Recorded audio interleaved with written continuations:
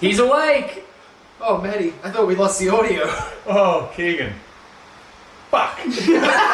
He's awake! Oh, Maddie, I thought we lost the audio. Oh, Keegan. We did lose the audio. It was folders and folders and folders away, writhing in agony on Ned's hard drive. And you were there. And you were there, and you were there, and you were there, and I don't even know who you are. Yeah, who are you? I thought once audio was gone, it was lost forever. Quigley's the name, Mr. Nolan, Aidan Quigley, attorney of audio. Here's your hard drive. When you plug it into a computer, it turns into a sponge. Ooh, classic. Childhood. We needed those. We really did. Which if proved means death for us all. Up, yours, children. Why does mine look like that? Welcome to No Kids 3 Money, a Simpsons podcast through the lens of time. It's your new favourite podcast about your old favourite show. I'm one half of your host, Ned. And I'm Matt. And back from holidays, joining us as always, our trusty man behind the cameras, Keegan. It me. It you. It me. You're back. And you'll also notice that we have a third person here this week. Yes. Here he is. Would you like to introduce your friend, Matt? Yes, this is Aidan. Hi, everyone. All of our great listeners. Yes. Me included. We're all in this room. Me included. Yeah. So what do we have in store for the people this week, Matt? All right. We have... Ready to rattle off a whole bunch of fucking numbers? Yeah, it's getting confusing. Season 2, episode 10. Season 10, episode 23, which is the last ep of season 10. Mm-hmm. And season 21, episode 2. Yes, that's right. Yep. It always confuses me now. Yeah. I should start writing them down in my synopsis. You don't do that? No, I don't. Oh, cool. It would make it a lot easier. Yeah. You guys take notes? So did we want to drop straight into the episodes, or did we want to have a little bit of an introduction to Aidan first? Yeah, sure. Because I know that you took some notes on some of your favourite episodes, or just wrote down a couple of your favourite episodes. I've always, when I first started watching The Simpsons, it was, my dad had all these, old recorded VHS tapes of, the first few seasons. Okay. That's all I used to watch when I was little, in preschool. Just, the first couple of seasons. That's why I reckon the first few seasons really resonate with me. But, I wouldn't say, any particular episodes. I always love the Funzo one. That always gets played during Christmas. Yeah. Oh, yeah, Fonzo. That always comes around during Christmas time. And when Bart and Lisa are getting babysat by the murderess. Oh, yeah, Miss Spots. Yeah. It's one of the first episodes, isn't it? Yeah. Yeah. And what is it Homer says before he leaves? He goes if you're good, you guys get pizza. If you're bad, you guys get poison. And then Lisa's like, oh, but what if it's good? And then Homer's like, well, I'm not making 2 trips. You get poison pizza. It's when we were little, my dad would always say that when he'd leave us with a babysitter. He'd be like, fuck yeah. You both better be good or it's poison pizza for all of you. I love how just ingrained the show is in your brain from a young age. Oh, yeah. Similar to all of us here as well. We grew up watching it, molded by it in some way. Yeah, I think especially from my dad, he loved it as well. He'd always just pop in random Simpsons quotes all the time. And it's not something you usually see from our parents' generation is that they love it that much to have to show it to their kids and be like, all right, you guys are going to grow up with this and unknowingly love it forever. Oh, yeah, 100%. Yeah. Well, that's proved by our YouTube metrics. 100% 25 to 34. Not one step outside of those boundaries. Well, Aidan's below that I'm boundary. 24, so just under. Yeah, we're already on that one, YouTube. Oh, I haven't watched any YouTube. Oh, there we go. I only listen. Yeah, that's fair. Got to mix up the metrics a little bit. I'll have to watch one when I get home. Yeah. Just play it on every device you have at home. So we get all the analytics from simultaneously. I'll play it on my dad's one. You'll get the plus 55 metric as well. Perfect. This one kid really loves the No Kids 3 Money podcast. All right, so do we want to go into the episodes now? Yeah, let's do it. So episode 2, no, season 2, episode 10. He's done it. That's why I'm not allowed to do this. Excuse me, but Dr. Hibbert has been our family physician for years, and he thought Bart was fine. Oh, Dr. Hibbert from Johns Hopkins Medical School. With all due respect, Mrs. Simpson, you're not a doctor. The boy's not a doctor. I'm not a doctor. The only person in this room who even comes close is this man. Stop! You're embarrassing me. Doctor, are you sure there isn't a little soft tissue trauma in the facial area? Oh, yeah, tons of it. Just say when. Titled Bart Gets Hit by a Car. Synopsis reads, one day Bart is skateboarding. I wonder what happens. And that's the end of the episode. Bart is skateboarding when he suddenly is hit by Mr. Burns' car. An attorney named Lionel Hutz suggests that the Simpsons sue Burns, promising a big cash settlement. Homer agrees, and he and Hutz spend time fabricating Bart's story, taking him to see Dr. Nick, who has dubious credentials. Marge opposes suing Burns and would be happy with him paying Bart's medical bills and apologizing. Burns eventually finds out about the phony doctor, and Marge is called to the witness stand during the trial. She refuses to lie, and her testimony leads to the trial being lost. Yes. My first sort of note for an introductory episode for 3 sort of long-running extras in the show is Lionel Hutz debuts, Dr. Nick debuts, and the blue-haired lawyer debuts. I think he's been in it before, but in a non-speaking role. Yeah. Okay. Yeah, I didn't even notice it was that lawyer's first It's episode. 4 then, isn't it?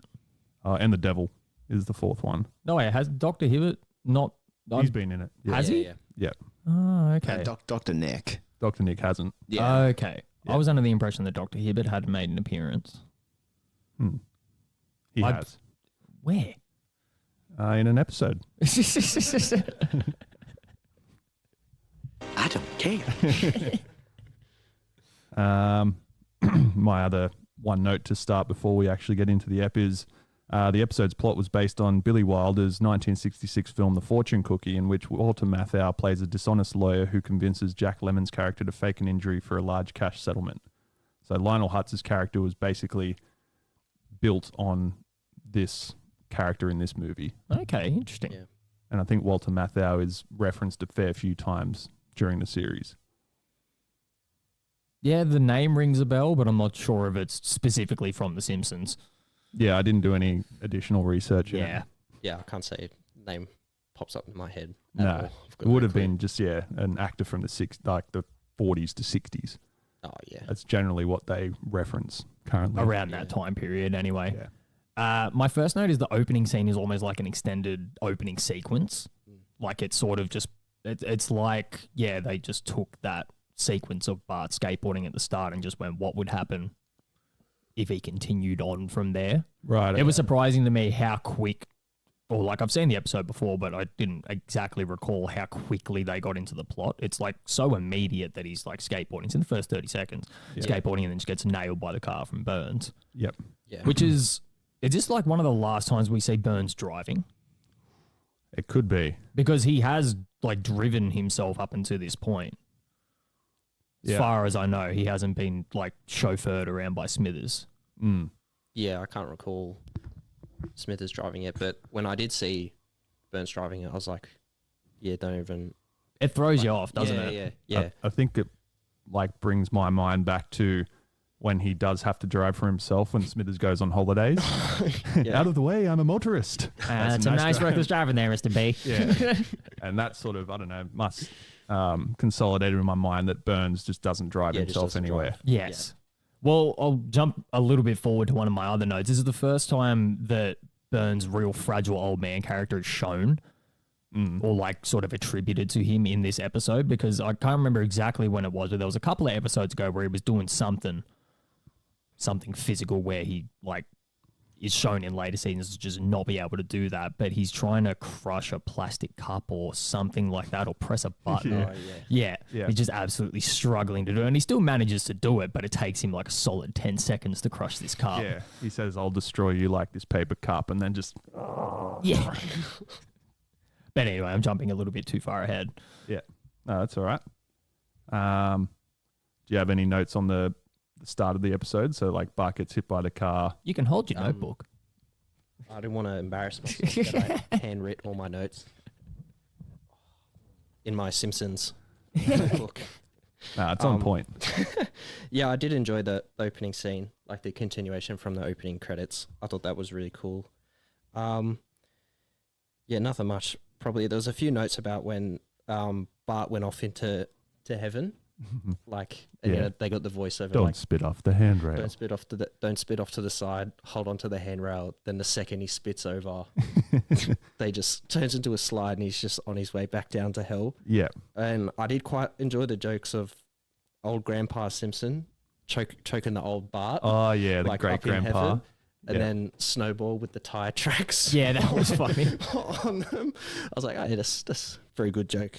I think we sort of brought that up when the show started because it was immediately Snowball 2 and Snowball 1 is never referenced really. So this might be the first time we see the first iteration of Snowball. Yeah. First and like only time. I can't remember another time we ever see the original Snowball other than this. Yeah, no. Probably. I can think of one episode, and it's like that episode where Homer has to like do what Lisa wants for a day, and they go to like that what is it, like the holistic hippie store, and they go they send They're in the the sensory deprivation tank, and Lisa like hallucinates that she's Snowball 1. That's right. Yeah. Yep. Yeah. And I Oh, think she does they- too, yeah. Yeah, and I think like the reason you never see Snowball 1 is she gets killed off in the Tracy Ullman shorts. Yeah. Oh, okay. Yeah, there's like a whole Tracy Ullman short about them having a funeral for Snowball 1. Right. Yeah. So that's like one of the only times the show actually uses continuity. Yeah. It is, right? Because we watched a Family Guy episode the other day where there's a callback to that. They make like a cutaway joke where they say, like, remember when we were shorts on the Tracy Ullman show and they're having a funeral for a cat? Oh. And they're all like poorly drawn and they've got like weird voices and stuff like that. Stewie's got like that Cockney accent. Yeah. It's going to be a right different place round here with him gone. That's for true. Oh, I still use "that's for true" all the time in conversation, and it throws people off every time. So my next note is there's a slight through line with Harry Shearer voicing the devil before later on Flanders becoming the devil. Yeah, that's a nice bit to tie together, actually. Yeah. Yeah, that's Flanders' voice actor? Yes. Is it? Yeah, I wrote down Flanders Devil ? 100%, yeah. Okay. Yeah, it's strange how they wanted to use Flanders going forward because we've discussed like his demeanor gets built around that Dead Putting Society episode. And you see sort of Flanders trying to be overly nice, but then he's like can't help but be angry at Homer, and that's where his descent into madness begins. Yeah. Which eventually turns him into the devil. I wonder when the show writers thought, hey, who can we get to play the devil? And just Flanders immediately is the best choice.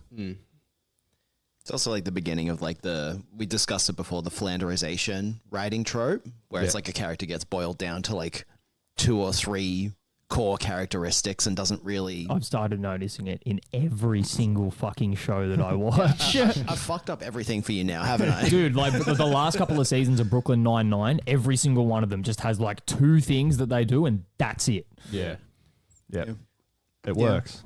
It's pretty like prevalent with like fat characters as well, where it's like their whole thing is just like sleeping and eating. Yep. Yep. Yeah. Brooklyn Nine-Nine is very much like that. There's like the 2 fat cops and that's all they do is just like be incompetent, eat and sleep. Yep. And just say poorly timed sexual innuendo. Yeah. Yeah. How much Pretty they- much. How much they love each other. Yeah. So after Bart sort of plummets from heaven down to hell, the devil says something about like, Bart, you're not meant to be here for the next sort of 100 years. And like it says basically Bart's going to be 110 before he actually dies. I didn't notice that. He said, you're not due here for another 100 years, and then sent him back up and was saying to him like, lie, cheat and steal. And listen to essentially. heavy metal music. Yeah. And this is when sort of Bart comes to in the hospital bed with a big bump on his head. And Lionel Hutz is just standing in between Homer and Marge, just smiling. I remember you, and I don't even know who you are. Homer pops up and he's like, hey, yeah, who are you? I saw you chasing Bart's ambulance. I was going to say, just before he gets out of hell, Bart does ask him, oh, how do I avoid being in here? And then the devil already knows, oh, don't worry about it. You won't like you won't do it. Like if I tell you what to do. There's no point. There's no point. And then Bart was like, all right, yep, no worries. And that's when he says, lie, cheat, steal, listen to heavy music. Yeah. Just accepts his fate. Just like, no, I'm fucked. Too easy. Yeah, it's too hard. Yeah. See you in 100 years. The lesson is never try. One of my favorite parts of Lionel Hutz's introduction was just how like crummy he is straight away. Yeah. He's just always depicted as just like, we'll do anything for $1. Even to the point of trying to sell Skinner a half-drunk Orange Julius in one episode. He's like, why don't I just go drink from a toilet then? He'll be back. And it shows through in this episode by like handing Homer the business card. Turns into a sponge when you put it in water. Oh, yeah, that's right. Classy. Do you have any other notes from the sort of hospital scene? Not really. I had shyster, question mark. Shyster. Lisa goes like, aren't you a shyster? No, I don't think I've ever heard of that that term before. I'm not sure with... Oh, okay, you go. A shyster. It's like someone who's like shifty. Yeah. Like a bit dodgy. It's like a Jewish or like Yiddish term or something, isn't it? Yeah. Okay. Yeah, I've heard the word before, but didn't know the full extent of the meaning. Yeah, I assumed it was like a shifty person, but yeah, just never heard it before. Yeah. There we go. We've done our how research. How does a little girl like you know a big word like that? And then somebody's being wheeled out on a gurney, like obviously zipped up. They're dead. It's a fucking corpse. And he's just runs out. When he knows that sort of Bart's case isn't going to get off the ground at that point. Immediately, yes. Yeah. And a good line from Marge here, which sort of brings it back down to earth, is he well enough for me to start unbearably mothering him yet? Says that to Dr. Hibbert. Oh, yeah, that's right. Is the next scene Homer at work and he's complaining to Lenny about it? Yeah. Yeah. Yep. He says something about like storming into Mr. Burns' office, and as he's about to finish the rest of the sentence, Smithers comes to the door. Simpson, Mr. Burns wants you to storm into his office right now. Yeah. Or march into his office. Yeah. And that's when the Burns line comes up. Tangle with me and I'll crush you like a paper cup. Well, the first thing he just comes in, Homer like puts out his hand. He's like, Simpson, at last we meet. And he's like, oh, yeah. Nice to meet you too. Yeah. Yeah, that's probably one of the first times that they start that running gag of like Burns not knowing who Homer is. Yeah. And I think it comes up in a... It comes up in the second episode we'll be covering today. Yes. Yes. I don't know why I put today in quotation marks. Next week in quotation marks. Exactly.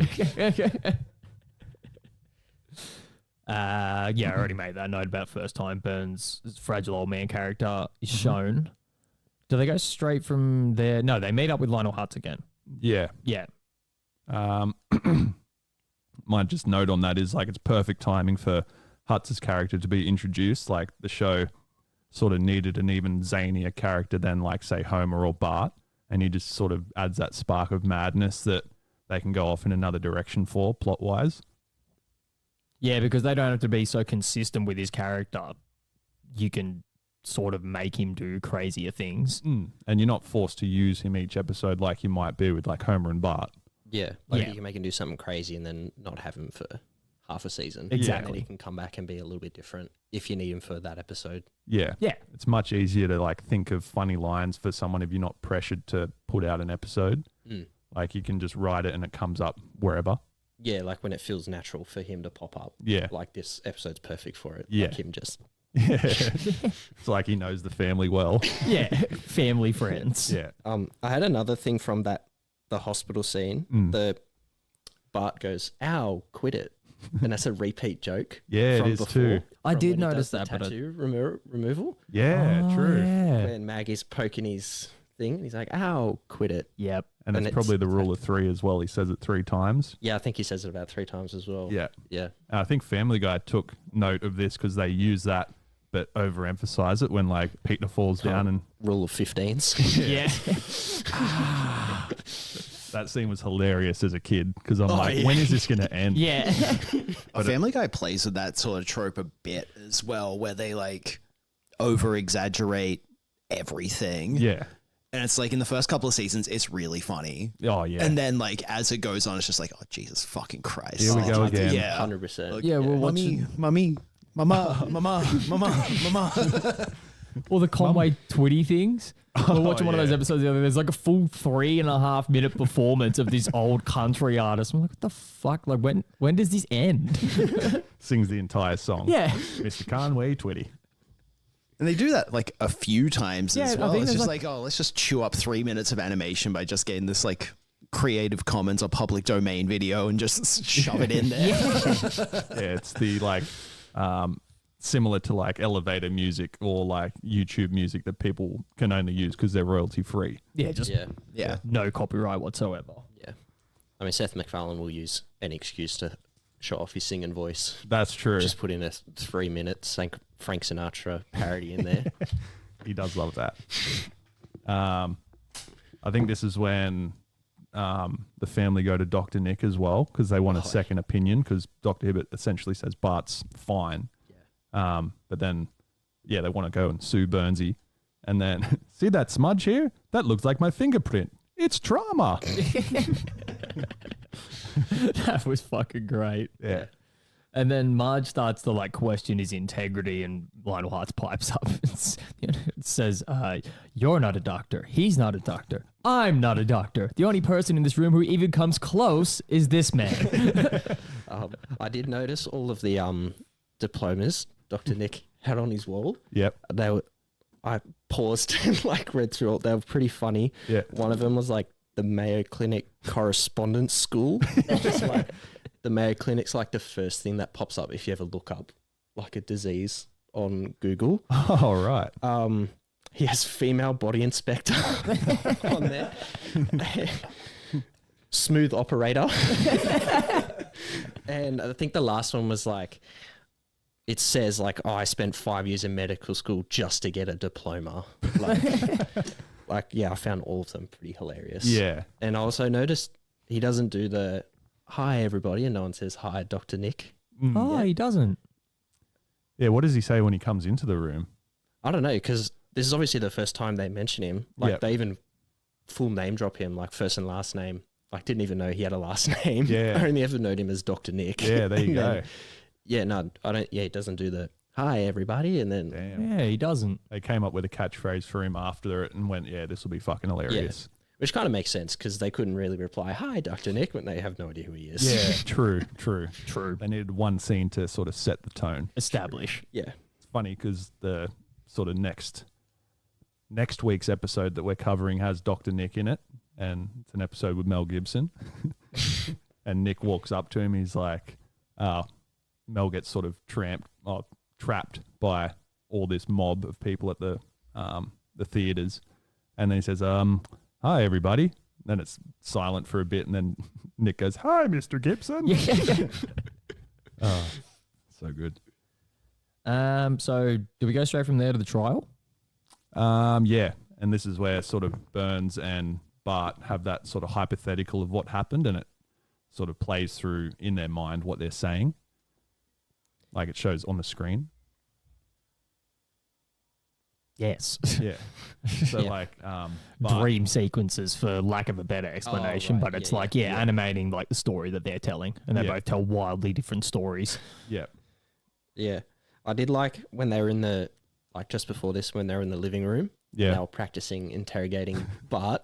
And Marge was like, I don't mind you guys doing it in the living room, but in the courtroom, doesn't Bart have to tell the truth? Yeah, I a was like, stickler. that's such a like a Marge thing Oh, to yeah. say. Like Yeah. she doesn't mind, doesn't give a fuck what happens in her own home, like Yeah. the dodgy shit they do. But as soon as it's out in public, she's like, Yeah. I don't know about that one. Sort of plants the seed for later in the episode when Yeah. she does Yeah, 100%. unbegrudgingly tell Yes. the truth. Mm. Yeah, my next I'm just going to grab a drink. Does anybody want something? beer it is. Okay. If there's a cold one. This is when, do you want us to keep going? Yeah. Did you notice in the courtroom the judge is referred to as Judge Moulton? I don't think I ever remember his name. Okay. The usual judge is Judge Schneider, Okay. and he looks the same as that guy, Yeah, he but looks the same, he's yeah. black, Yeah. essentially. So like for whatever reason, the animation had him as yellow for up until this point at least. Oh, okay. I'm not sure exactly when they changed that. but his voice sort of sounds more like Skinner, the judge's voice does. Yeah, it's not as deep as what it usually goes to. Yeah, that's it. It's also just like it's just like one of those consistency issues in the first couple of seasons as well, where like certain characters are like painted different colors and like the voices aren't quite right. Like those like tropes for those characters aren't fully established yet. Yeah. This I wrote down like in particular like all these courtroom scenes, like the animation and the coloring in particular is quite like it's not great. Like a lot of it's like very dark, and even at the end of Marge's interrogation, I noticed the blue-haired lawyer. He's two colors. Above his glasses is like a really pale yellow, and then underneath is like super dark yellow, like when it's a shot of his face. Right. Okay. Like that's like particularly in the courtroom, like a lot of the colors are very off. Yeah. So like what that might be as well is because of like how you do cell animation is like it's just taking a lot of photos. So the exposure of the camera might just be off in those courtroom scenes, which is why they might just be like darker or where there's like a distinct gradient or line. Yeah. It means that like it might just like have like a slow shutter or something. So then it's like that's the scan line. Yeah. Yeah. That makes sense. Yeah. And yeah, they're not going to really bother fucking with that because it's usually in the background, not the foreground. Yeah. And also, like, you do it once, and, like, if it's fucked, you kind of just have to go with it because it takes hours. Like, it takes an absurd amount of time to animate even just a minute of animation. Okay. Yeah. So it's like general animation is like 32 frames a second. Yep. So that's 32 hand-drawn cells per second. Yeah. Yeah. And I imagine those courtroom scenes would have so much detail. They Because probably would have noticed it and just been like, nah. Because there's so many like background characters and shit like that. So it's just like, you just put in whatever. Yeah. If there's an inconsistency, you just roll with it. Yeah. It's not on screen long enough to really matter. Yeah. I think in Bart's dream state when he was recounting what had happened that day, it says defenseless child at 3:00. Smithers says it when they're driving the death car. And the hood ornament on Burns' car is a crosshair. Yeah. Yeah. I wrote that as well. It switched from Adam to a crosshair. Yep. Yeah. That was cool. Any other notes on the courtroom scene at the moment? Only the fact that Smithers is just staring at Burns. Well, the fact, like, he tells his story and no one believes him. Everyone's just fucking staring daggers at him. And then it cuts to this close-up of Smithers just staring angrily at Burns because he essentially just switched their roles. Yeah, Smithers is like, come on, let's go. Yeah. Like leaving Bart behind. Bart behind, just dead on the street, essentially. Yeah. Yeah. I think the only thing else I had was just a quote from Burns when he just screams out, I should be able to run over as many kids as I want. The whole courtroom. And then he yells at his lawyers for making them make him look bad. Yeah, after that's he screams that out. Yeah, that's right. Couldn't help himself. This is when Burns invites Homer and Marge over to settle it outside of court. Burns offers them $500,000 and sort of lets them think it over. And this is when Marge inadvertently gives up the scheme. Yeah, the phony doctors and all that kind of shit. Yep. And Homer gets really sort of dejected that Marge has sold him out, essentially. No, that doesn't quite happen yet. So, they have that scene, then they go back to court. Yeah. And the lawyer calls Marge to the stand, and that's when she essentially tells the whole truth. Yeah. Yeah. And the episode gets kind of like a little bit somber from here on because, Homer's just sort of sitting there dejected at the dinner table, having all of those like inner thoughts, which is also one of the first times we've seen that featured, like this whole like inner monologue thing with a bunch of characters. And it sort of gives another part of complexity to Homer's character in a way because like he's never thought this hard about anything and like the moral dilemma of money and your wife. Yeah. Well, she says, like, do you want some macaroni and cheese? And he says, yeah, $1 million worth, you snake woman. Treacherous steak woman. Yeah. He's sort of mumbling that in his head. Yes. Yeah. Got anything from the dinner scene? No, not from the dinner scene. A little bit from right after when they're when they're at Moe's. Yep. And I wrote down like another episode where Homer and Marge's marriage is in jeopardy. Yep. Like it's quite a common theme this first few seasons. Like they're always like, Yeah, you're right. Because he says like, oh, I don't know if I love you, Yep. or something like that. And then she's like, oh, look at me again. Look me in And the then- eyes when you say that. Yeah, and then he falls back in love with her again. And Yep. and that's kind of one of the note I said, it seemed a little bit out of place, like not him being upset, but how it was just, it went straight to like a really quick marital dispute.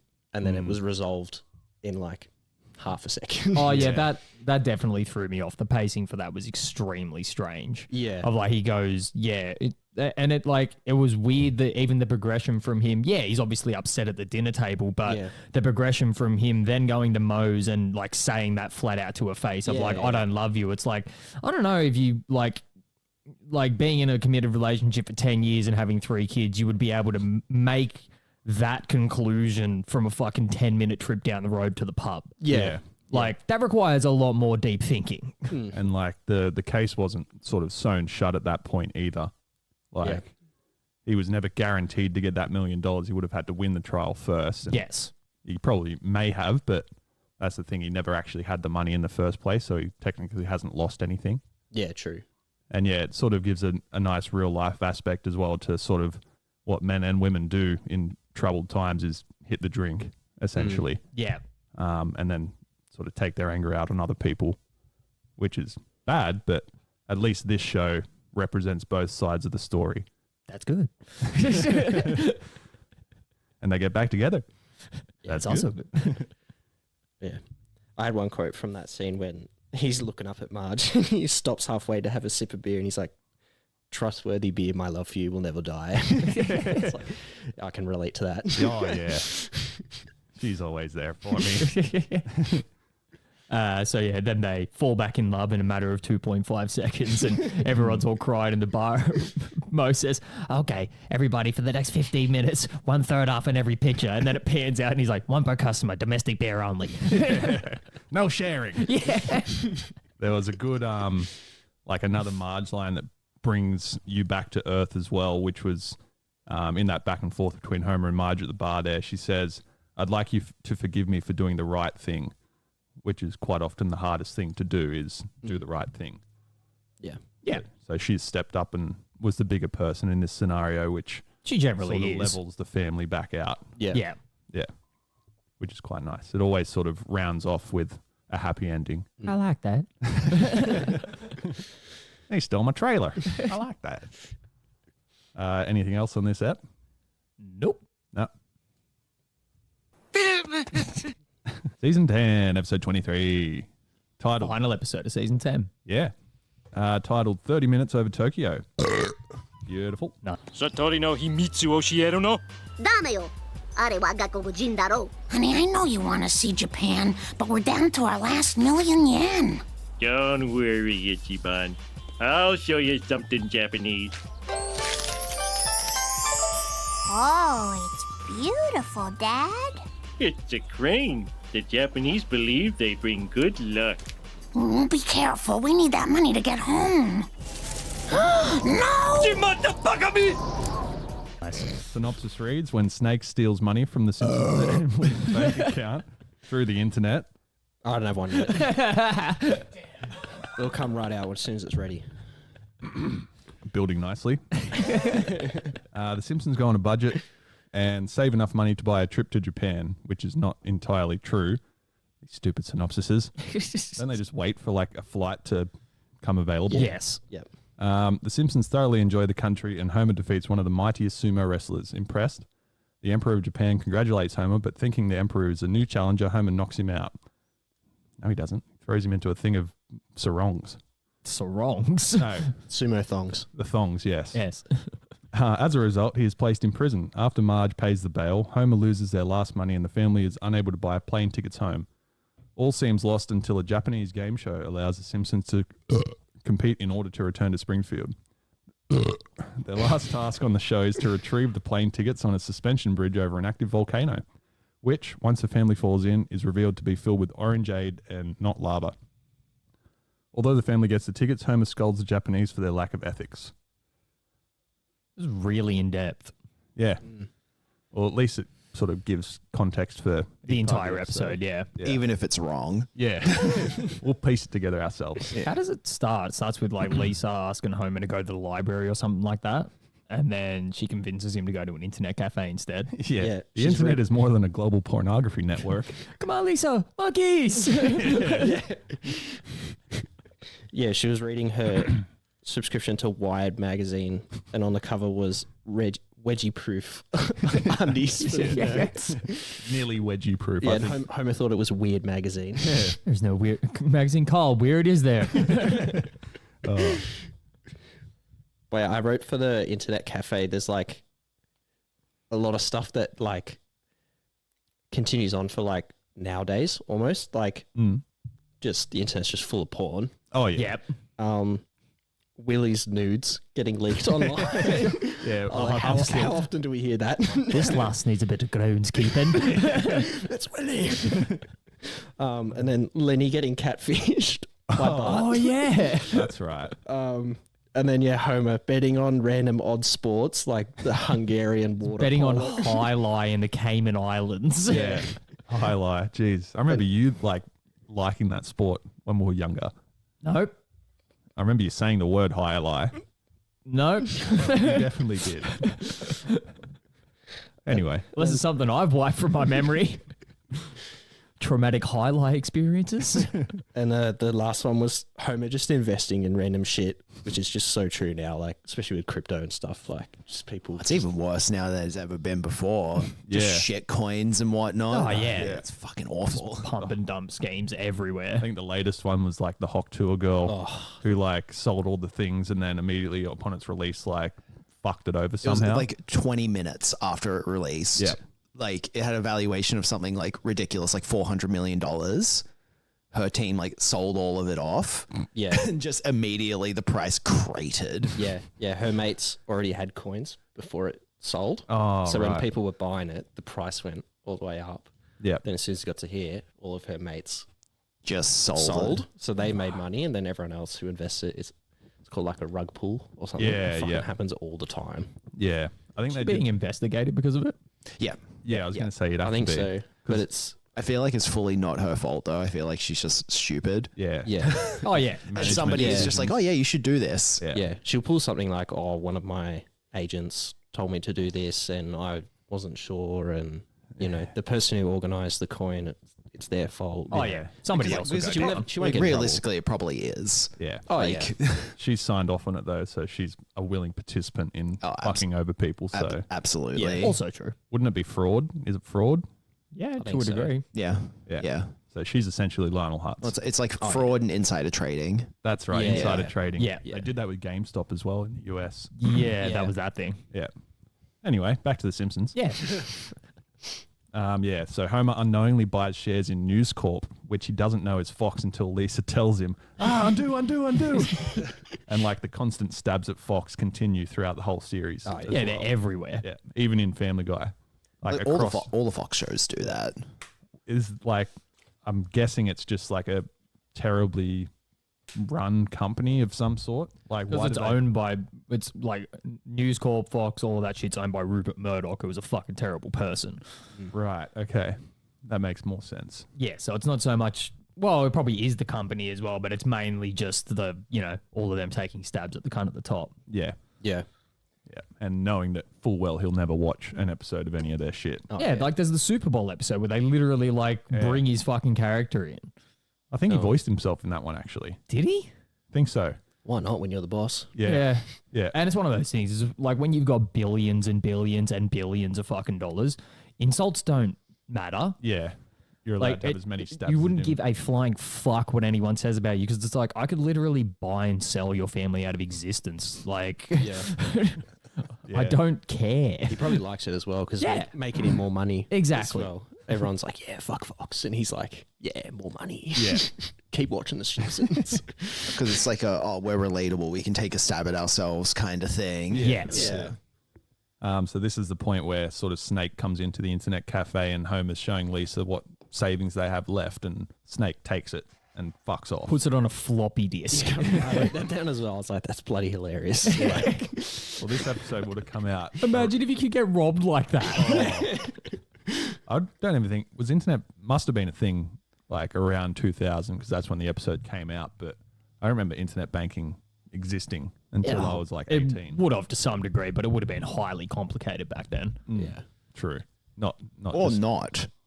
Yeah. Like, it might have just been super straightforward. No security. That's why. No security at all. Yeah, that probably. Yeah. And then my next note is just Homer burglarizing the Flanders house every time they need money. Eating a neighbor? I want funds again? Yeah. Got your mooching sack? I know it's not from that episode, but any notes from the Flanders scene? Yeah, I just wrote not the first time Homer stole from Ned when needing money. Like, I found that was so funny. Oh, it's so 'Cause good. Initially, you don't even realize it's the Flanders home. Yeah. And then there's just Ned just sitting out there. He's like, Homer, you loaned money again? He's just sitting in the dark. Just having his milk. Yeah, that's it. And then Homer's commenting on like all the nice things he has, like a nice big fridge, milkshake maker, and something else. And Ned sort of tells him about the thrift. We got side those of chips. things. They were evidence at a murder trial. Yeah, that's it. Yeah. And yeah, they've got like 2 tickets to what's that? Chuck Garabedian. Chuck Garabedian seminar. Oh, that was wet. Damn. And yeah, Homer steals the tickets off the fridge just before he leaves, and then comes back for the Jesus fish. Yeah. Oh, so good. So then it cuts straight to that. Are we doing game show quotes, or Oh yeah. do you have one? Oh, I've got a few written down. Okay. So you can pick You have one that you can make us guess? Yeah, I do. I have one I haven't said yet. Well, then it is time for... Our game shows are a little different from yours. Your shows reward knowledge. We punish ignorance. Alrighty, so... It's kind of a long one, so I'll just give you... like 3/4 of it. Mm-hmm. And I didn't write this guy's last name, so that's completely omitted. This suit, it was cheap because Roy something died in it.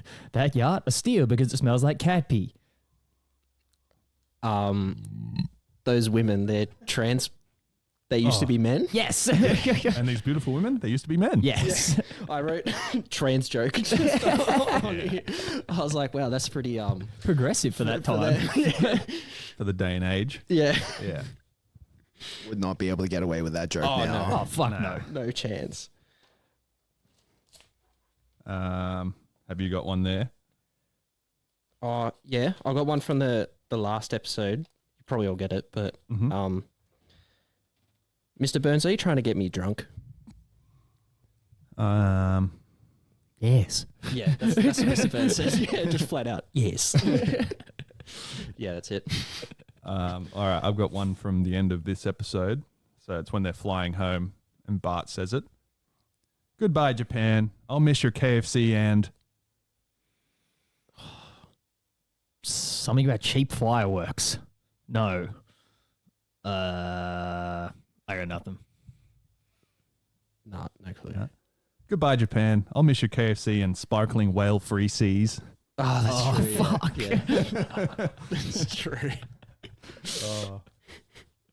I think there was like a lot of commentary on this episode after it aired, like people reviewing it saying that like the episode had a lot of sort of racial stereotypical jokes in it, but they sort of explained them enough and paid homage to their culture that it wasn't as bad as it could have been. Like the racist remarks or the stereotypical things sort of weighed evenly amongst the rest of the episode. Yeah. I wouldn't say much of them were like inherently like super racist. But No. like a lot of them were just like general jokes. Yeah. Like about the country and stuff. Like I wrote down in particular like all the jokes about the yen. Yeah. it being worth fuck all. Yeah. Like when Marge is like, all right, guys, we've got to be careful. We're down to our last million yen. One singular note. Yeah, like, Yeah. you know, like that's us really funny. Yeah. Like, you know, like, and no way at all is that ever racist. Like, that's how it is. No. It's funny now though, like 1,000 yen is $10 or $100. I have no idea. It's still dirt cheap. About $10. $10. So a million would be like $10,000. Yeah. So like give or take, at least at the time of recording, it's about 75 yen for $1. Yeah. Here. Yeah. Yeah. Yeah. So back then the yen must have been worth literally Nothing. fuck all, peanuts. Or maybe compared to the USD. And compared Yeah. to the US, it's like fucking nothing. Yeah, that's Yeah. true. Makes It's like more how sense. our money compared to the US is like nothing. Yeah. Yeah. I think I wrote down another one. Bart says, 20,000 for a coleslaw. Yeah. I was like, that's good. Yeah. Oh, yeah. So like I At don't know. America Town. Yeah. It's like I don't know if you know, it's like fruit and vegetable is like super, super expensive in Japan. Like Okay. yeah. I don't know if any of you boys have been, but it's like buying fresh fruit and vegetables is like absurdly expensive. That's why the square watermelon was 100,000 yen or 150,000 yen. Yeah, so it's like you actually find things like that where it's like you buy like a fucking like apple or something and it actually costs like $5. Wow. Yeah. I guess it's all imported and hard to get. They don't grow anything really there. It's like there's a lot of like they clearly like did their research as well. It's like where Bart says like, Yep. I'm gonna miss your KFC. It's like KFC is like a huge thing there. Yep. Like It's their Christmas tradition. Yeah. They all get KFC on Christmas. Yeah. Like, you have to pre-order Fuck. for Christmas. Jeez. Yeah, it's like, as you said, they did do their research thoroughly on Japan. So, like, can't remember where the note is, but it's not there. Anyway, we'll move on. So we were around the Chuck Garabedian seminar. Yeah, so we get the scene after that where they're like looking at all the different stores and then going shopping. Yep. Yep. They end up shopping at like the 33-cent store and there was all those fucking, that thing, onions, question mark, and then Cool Ranch soda. Oh, yeah, I got the onions question mark in my notes because that was fucking hilarious. There was something else there, wasn't there? The Plankton. Yeah, that's right, yeah. They expired like 3 years ago. Yeah. And like Homer just eats it straight away and starts God, turning pink. So cheap. But you can get red tie poisoning. But it's cheap. Yeah. And then they're in the kitchen after that? Yeah. Yep. And that's when they're talking about the holiday. Yep. Yeah. Marge and Homer are sort of discussing how they're going to afford something. Yeah, Marge pulls out the brochure and says like we can get like super saver tickets if people don't show up to the airport, and then he pops up in the window. Yeah. Are you going through our garbage? Yep. You fat cats didn't finish your plankton. Now it's mine. Oh. So good. Yeah, so then Homer and the family essentially steal the flights off the Flanders again. Yeah. So like not only did they steal the tickets to that seminar, they've stolen their flights. And the Flanders are all in like kimonos and shit like that, ready to go. Obviously ready to go to Japan. Yeah. And they were all hoping for somewhere different. Yeah. I can't remember where they rattled off. Homer was dressed as a Jamaican. Yeah, Lisa had the beret on. She wanted Paris. Yeah. Marge wants to go to Hawaii, Lisa wants to go to France, Bart wants to go to Transylvania, and that's Homer right. wants to go to Jamaica. Yeah. I've been in Babylon too long. And then it goes to like on the plane. They're in like, I assume, shitty seats, but they like take a stab at Jim Belushi. They're saying like he's filming a movie right now and he's like in the bathroom and he comes out and saying like, Toga, Toga.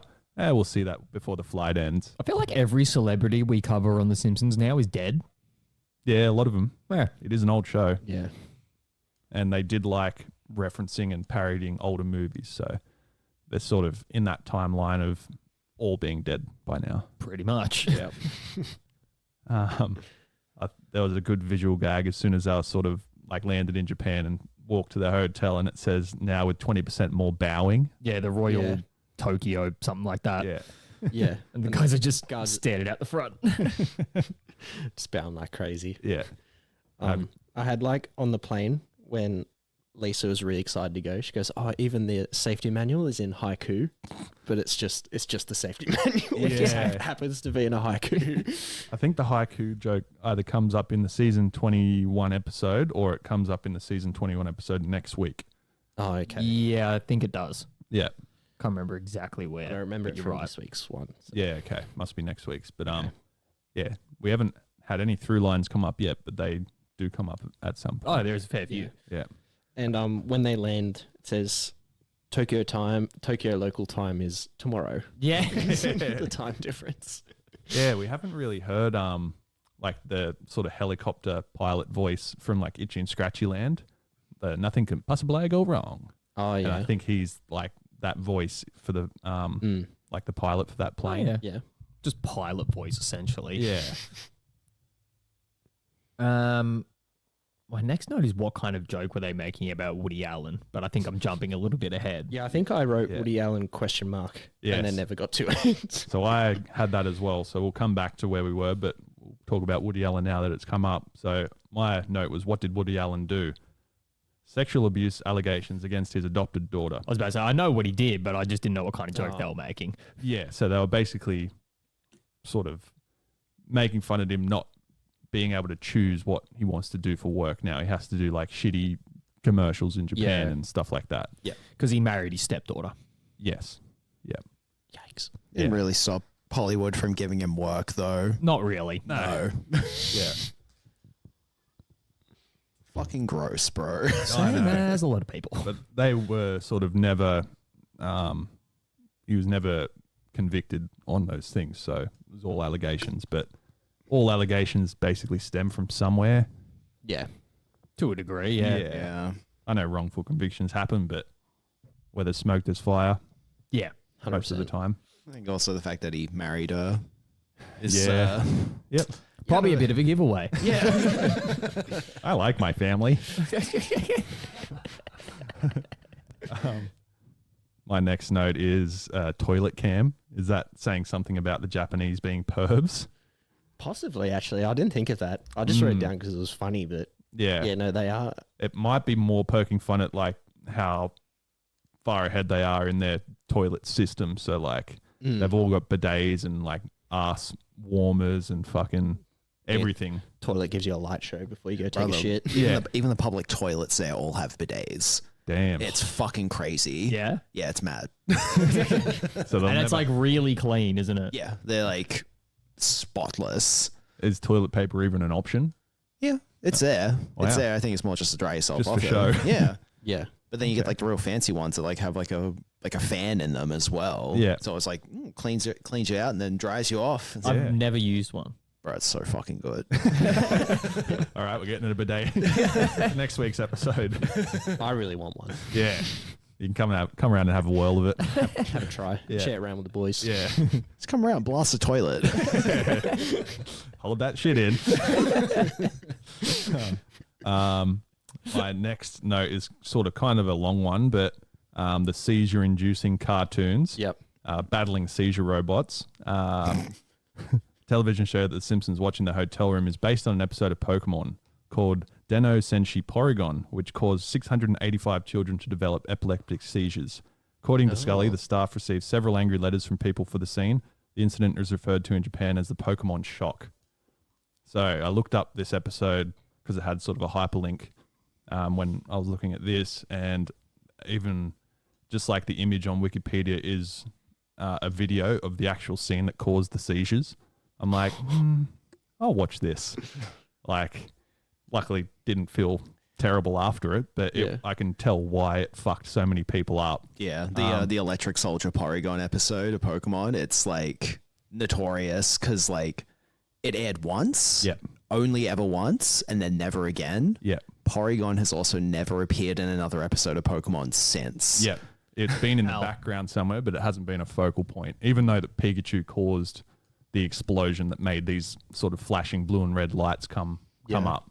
And I think it was because of like the exact color tone that they chose, plus the speed in which the lights were flashing, which caused these seizures. Yeah, so Pikachu essentially stops missiles with Thunderbolt, resulting in an explosion that rapidly flashes red and blue lights that last for approximately 6 seconds.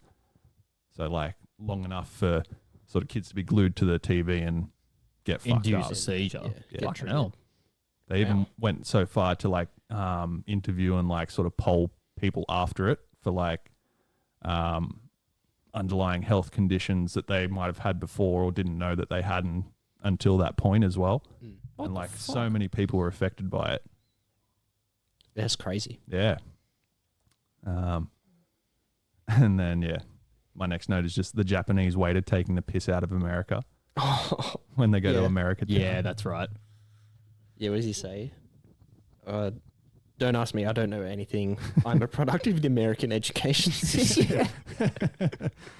Oh, so brutal. Says something about like bad food and cheap electronics or something like that. Yeah. Yeah, Can't remember.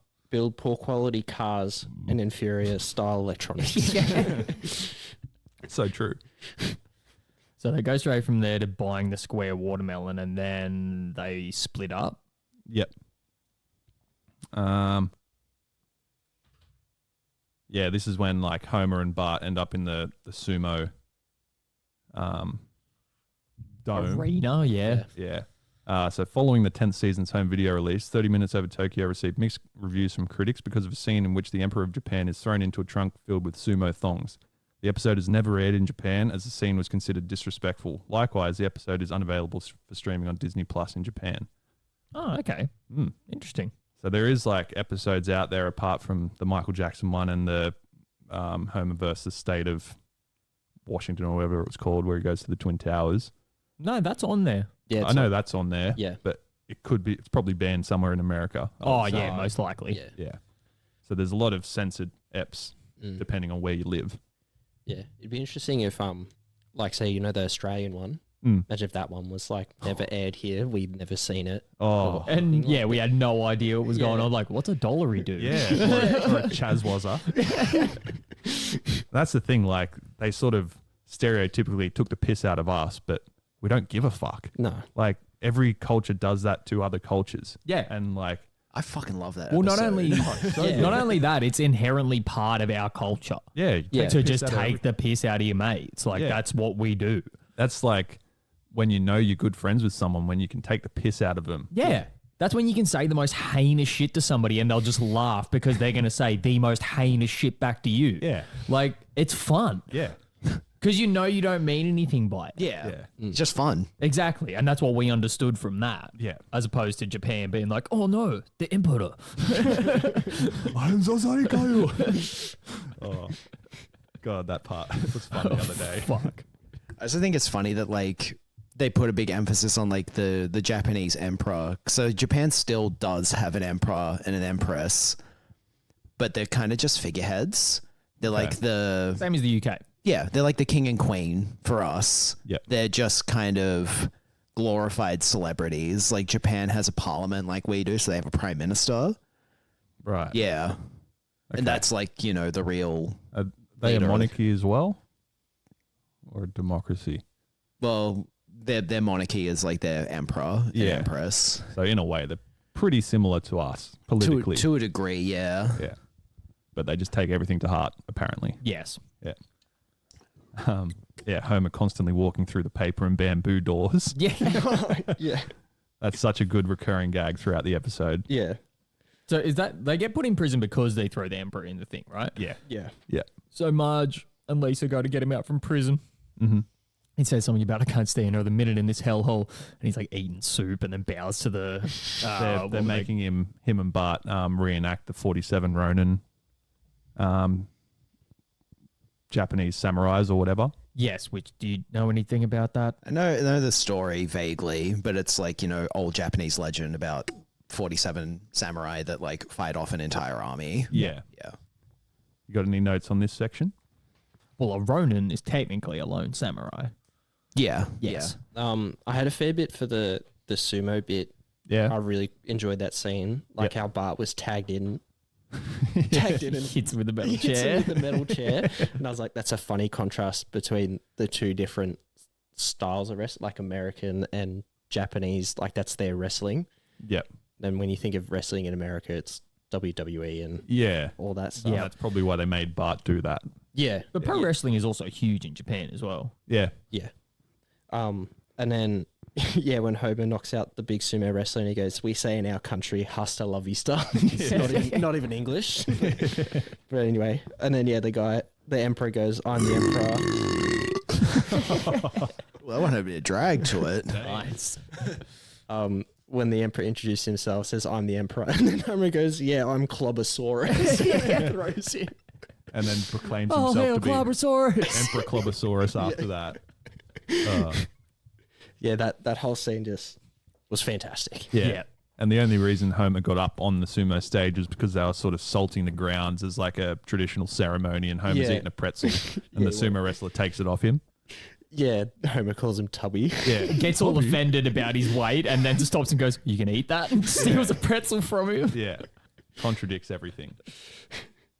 So yeah, then Homer walks through like the paper door and they're out in like the Japanese gardens. And that's where they're talking about having their last million yen or whatever it is. And then Homer and Bart are speaking to it. I should have like written this down and learned it in Japanese. Oh. Yeah. But fucking Homer says something to Bart about telling them secret of inner peace, and Bart's like, no, they're foreign devils. Yeah.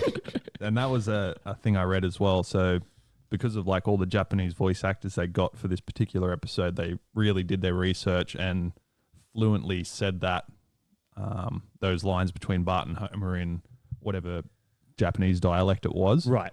So they've really paid homage as well in terms of like the scenes that they've depicted. Like they're all closely resembling real life places in Japan as well. Yeah. Okay. So they've gone to like great detail to produce this episode. So is the dough like accurate as well? I wrote Japanese dough. Yeah. Yeah. Something like that. That's like stuck in my head for years. Damn.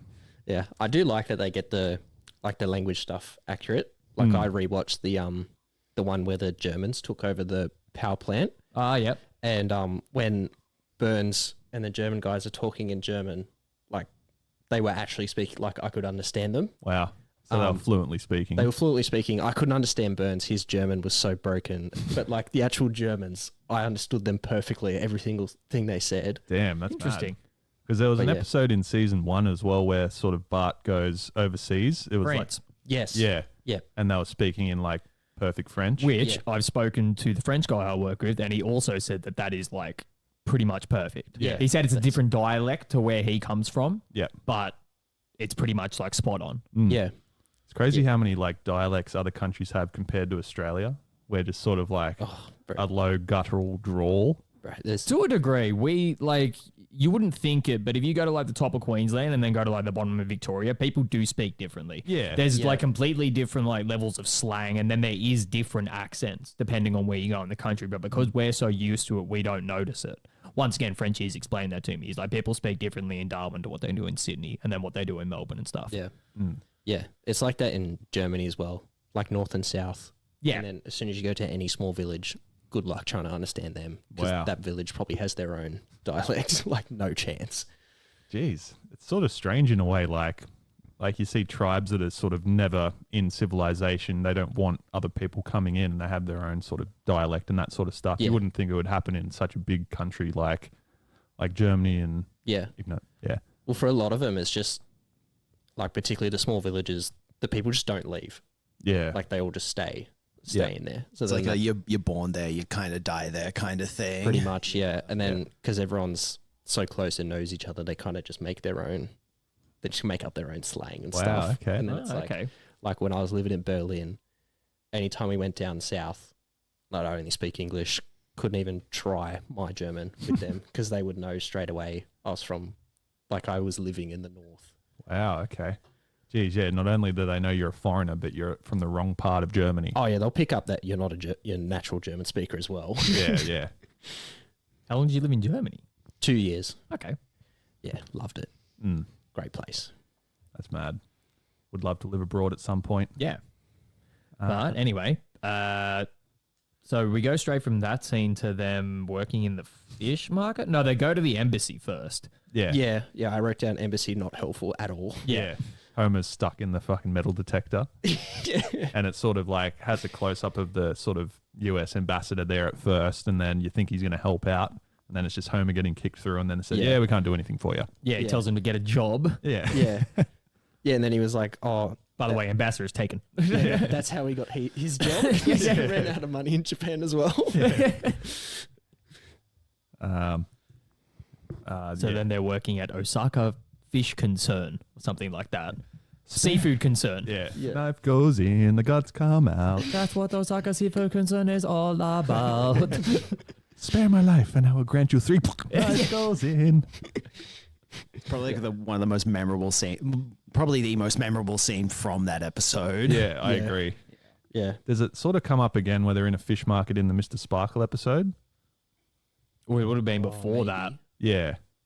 The Mr. Sparkle episode's like season 8 or 9. Yep. Okay. We'll get to that in a million years. Yeah, fuck, that is so far away. Yeah. So then Homer changes the channel because he's sick of watching like the company motto or whatever it is, and they see the ad for Super Happy Family Fun Time Wish Show. Is that it? Happy Smile Super Challenge Family Wish Show.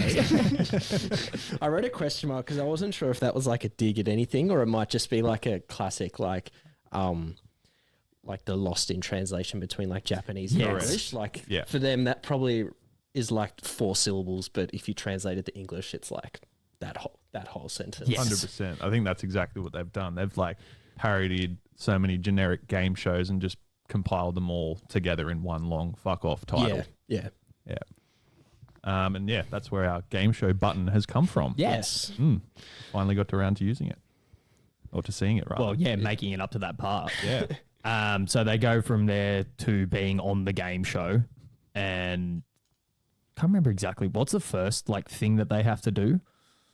It's not the pinata, is it? Yeah, that is the first one. Is it? Oh yeah, it is too. Yeah, pinata, and then they had to answer a question, and then Homer's like, "Is the answer Japan?" Before he even asks. The guy gets mad, turns around, starts yelling at someone. Yeah. Now it's time for the lightning round. Homer's just strapped to the top of the thing. Yeah, Isn't that Homer on the Japanese channel? And that's Homer, who's been putting beers on his tab.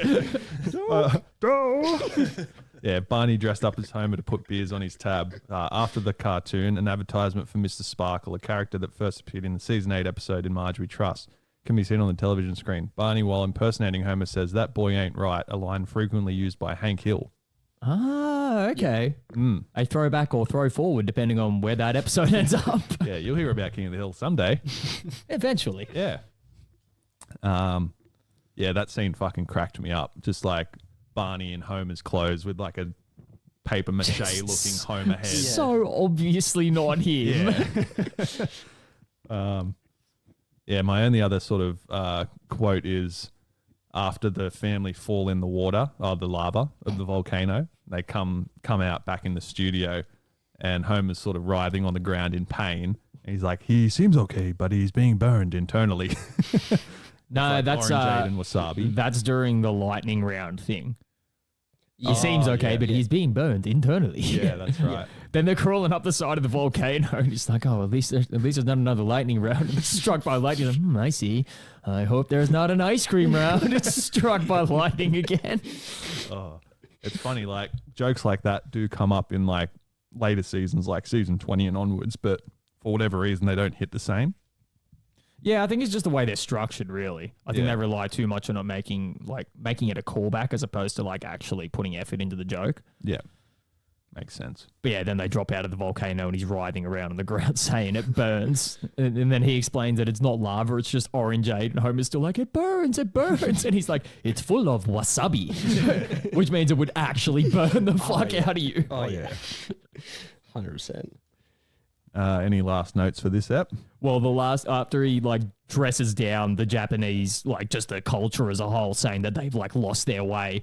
And then he walks out into the waiting room and he's like watching the TV show again. Coming up, a Canadian couple who say they are deathly afraid of scorpions. They're getting bitten. It's just like, oh, I love this show. Yeah. He says game shows aren't about cruelty, they're about greed.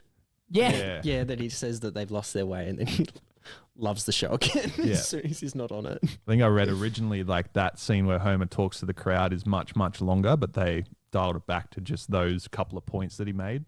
Yeah, because he says another few lines after that, but not much. Yeah. Yeah. Basically, they're just saying they should feel shame for what they're doing. Yes. And then we get that scene that you spoke about on the plane before with Bart talking about their sparkling whale-free ocean. Yeah. Yes. And then Godzilla like catches that's the plane right. on We the get the way captain out. voice again. We're having some Godzilla-related incidents or something like that. Interference. And when we get to Godzilla-related 35,000 feet, Usually, let's go. and then we just have to deal with Mothra. Yeah. And there was 2 others that were mentioned as well. Yeah, I can't remember what they are. They're from that. Yeah, no, I didn't. I heard him, but had no idea what they were. They show a few of those Godzilla monsters in that scene. It's like Godzilla, Mothra, and I think So another one start with G. yeah, Ghidorah. Ghidorah, yeah. Yeah, and the 3-headed dragon. Yeah. Yeah. I fucking love that shit though. Yeah, didn't we watch a Godzilla movie the other night? Godzilla vs. King Oh, Kong. bro, it was so terrible. We're like watching it, and we're like, why the fuck are we watching A Day in the Life of King Kong? What's happening right now? It's like he had a little bit of a fight, and now he's having a shower. It's like I expect a YouTube voice over the top of like, "Hey guys, welcome to my island." We were pissing ourselves because it was like a POV day in the life of King Kong movie for the first 15 minutes. Yeah. What? That's so weird. He had like facial expressions like people would have like something was pissing him off. He's like, like rolling his eyes and stuff. Like, what the fuck is this? I legit remember there was a point where he like looks down the barrel of the camera like an episode of The Office. Like, And like shrugs. Just starts writing in his diary. Yeah. Got my ass kicked today. Yeah. You want to know what? That scene probably costs more than you will ever make in your entire life. oh yeah, 100%. Just like one more small note for this episode, and I think it's just like a funny tidbit. When they're on the plane, like when they get the tickets and like they're going to Japan, because it's like the thing in Marge is just, like Homer's just like, oh, I don't want to go to Japan. I don't know anything about Japan. And then Marge is like, oh, you like Rashomon? I can't imagine Homer. I don't know if any of you have seen that movie. No idea. It's one of my favorites. It's a fucking great movie, but I cannot imagine Homer Simpson watching that movie and enjoying it. I do remember. Yeah, I do remember seeing notes about Rashomon and the reference between that and Homer. Yeah. But I didn't know it, so I didn't really pick up on it. No, it's a movie from like the fucking like late 30s. Okay. Like, it's fucking old. Yeah, it was like black and white, and was it sort of like, I don't know how to describe it, like Charlie Chaplin-esque, like a silent movie? It's not silent, Okay. but it's essentially the blueprint of what you would consider today to be like a modern day thriller. Yep. Like, 'cause it's all about one story, but from 3 different perspectives of the 3 different people that are in that the event happened to, and they all have nice. different retellings of the story. It's fucking great. Would 100% recommend watching it. Okay. But I still cannot imagine Homer Simpson watching that movie. Yeah. I'm in way over my head. Thank you. I will read the synopsis. Season 21, episode 2, titled Bart Gets a Z. So you see, it was my fault. I got Mrs. Krabappel drunk. And then I was going to do the same thing to Zach, but I decided it was better to just tell the truth. Bart, you deserve a reward for telling the truth. And that reward will be in the form of a severe punishment. Doesn't matter, as long as Edna gets her job back. Sorry, Bart, but I can't just get rid of a teacher if he's doing a good job or an adequate job, or just shows up and doesn't touch anyone. Synopsis reads, Krabappel is fired for drinking alcohol on the job because her students added it to her coffee. She is replaced with a young teacher named Zachary Vaughan. Although Bart likes his new teacher, he feels guilty for getting Edna fired, so he gets her a self-help book to help her fulfill her dreams. She opens a muffin shop. When Bart confesses what he did, Edna is angered because her real dream is to be a teacher and calls Bart a bad boy. What are these synopsises? I don't know. She says much worse to him. Yes. Anyway, he tells Principal Skinner what he did, but he is unable to rehire Edna. When Zachary gets drunk and insults the school children, Edna returns and forces the students to eat her muffins as punishment. That sounds fucked. Yeah. I should have said muffs. Or just muff, plural, singular. Well, Edna doesn't say that to Bart. She goes, "Oh, I never thought I'd say this to a kid, but you're bad on the inside." Yeah, exactly. Yeah. Which is like the worst insult you could probably say to a child. But calling him a bad boy is weird. Yeah. I feel like none of those sentences should have been together. No. Or said to a child. Yeah. No. Correct. Or being about a kid's show. So my first note is like, this is the first episode I can recall where the episode starts with no family members. It's basically straight into Krabappel. Yeah. Yeah. Yeah, first one in recent memory anyway. I don't think we've covered anything Nah. in the show so far that starts with another like member of the cast. Yeah. Or like regular member of the cast. Yeah. Yeah. What have you got to start us off? Oh, I said in the opening bit where she wakes up and she's covered in the maths tests. Yep. And she gives both Nelson and Martin a B. I paused it. All of Nelson's answers are correct, and Martin's are all correct. Yeah. Nelson's are all wrong. Yeah. But she still gives them both a B. Yeah. Just doesn't give a fuck anymore. Sort of paints a picture of what life is like as a teacher, I assume. Like yeah. you're having to mark. Yeah, especially if a you've got to plethora. mark something. Yeah. Yeah. And you'd probably stop reading at a certain point for sort of short and long answers. You'd just be like, there's a few keywords in there that I can see. Yeah, we'll give that a B. 100%, especially if it's like your bottom class. Oh, yeah. It doesn't matter. Yeah. Well, they're technically not doing the same work as the top classes, so they can't really be marked On the same metric, yeah. Yeah. Yeah, but yeah, I did enjoy that, like the little details in it that you can actually see that. The leg up program. So you're telling me we're going to catch up to them by going slower than they are? That was Bart when he transferred to that school, wasn't it? Yeah, it's the you only move twice episode, isn't it? Yeah. Yeah, it's sort of, I don't know. My first note is phones had buttons when this was made, apparently. Yeah. Like the... Oh, okay. But I you can didn't sort of even notice. see the transition to like touchscreen phones because there's like, if you're looking at that back shot where it's got like all the kids on their phones and then enter up the front of the classroom, there's Giving like... everyone back shots. Nice It's one. just getting worse and worse.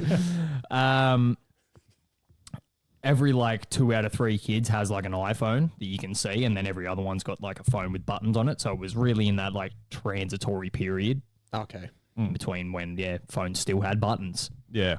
Remember having to press like the numbers a few times to get to the letter Yep. you wanted to use as Yeah. a text.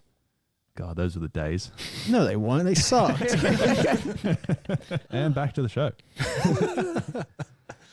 So yeah, she takes all the kids' phones. My chest hurts. So essentially, this is when Bart comes up with the plan to get the phones back by Before this, liquoring her up. and get the button ready, and you'll know which button I'm talking about. She took all of their phones, then after putting them in the desk, they're all back on their desks like 5 seconds later, but they're all broken. No, it doesn't. Nope, not the button I'm looking for. I put it there. Not the one I'm looking for either. Oh, I see. Not Then quite. everything is wrapped. We'll get there. I think it's on the bottom row. Catfish? It's the kind I like! A blunder one. Cycled through everything. Every single sound. Yep. Yeah, but I didn't like that. Just is not explained in any way, shape, or form. She throws the phones in the desk and then looks back up, and they're all sitting on their desks, just broken and smoking, and like Yeah. they've been crushed.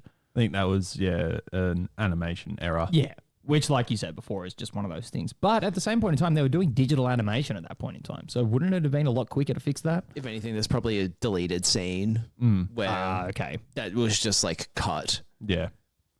Must have Probably overlapped. probably for like time purposes or whatever. And Yeah. also it's like these seasons of the show. It's like some of the episodes are pretty good. Then some of them you can just tell they're fucking phoning it in for sure. I think they really showed the ease of what it's like to get alcohol underage. It's like Bart's telling them all to, if you've got Yeah, anything, feel free to go. Yeah, I in. wrote that as well. Like, particularly buying online is so easy now. Yeah. Like, you You just have click to a click a button. button that says, yeah, what's your age? Yeah. Are you over 21? Yes, I am.